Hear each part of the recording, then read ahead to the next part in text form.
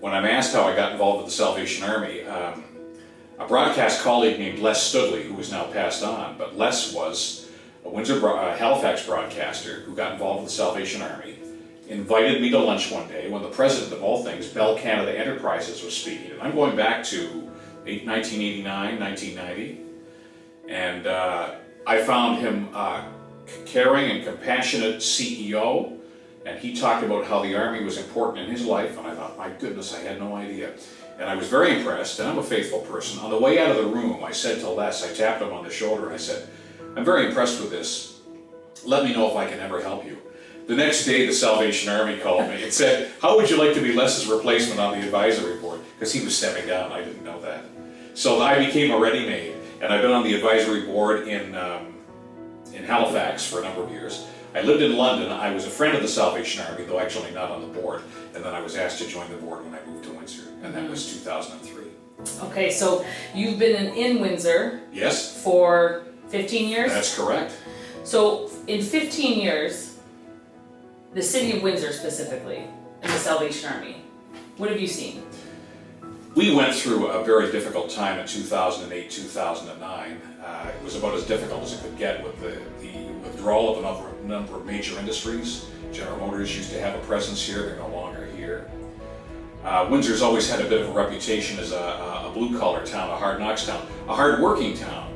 But when the bottom fell out of that, there was a lot of people unemployed, and the rumor was that even though the official jobless rate was 15%, the actual may have been 20% or higher. I can't speak to that, but that's what was said.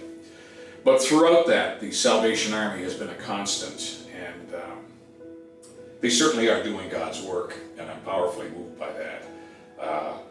One of the things I've always admired about the Army is they roll up their sleeves and say what needs to be done here. The direction is very clear. It's coming from God.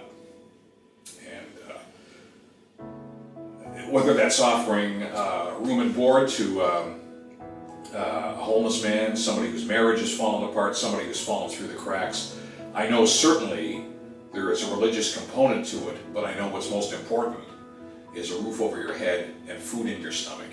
And we'll minister to the soul later, but right now we have to minister to a more immediate need. I'm powerfully touched by that.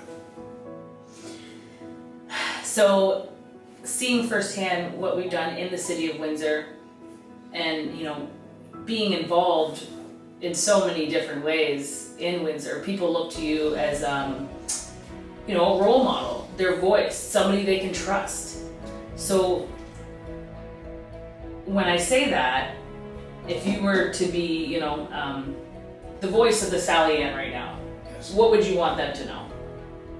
Well, I think the message is a powerful one. It's a great slogan, giving hope today. Giving hope today. And in three little words, that says it all. And as a TV broadcaster, you'll get a kick out of this. Often when we'll flash up an image on a screen saying, coming up tonight. And if it's a story involving the Salvation Army, let's say it's the kettle and we show somebody bringing a kettle. But when we put a key up where we put just a banner headline, my headline is giving hope today. The Army even appreciates the simplicity of the message. Keep it simple, keep it very clear, keep it very direct. Not just giving hope, but giving hope today.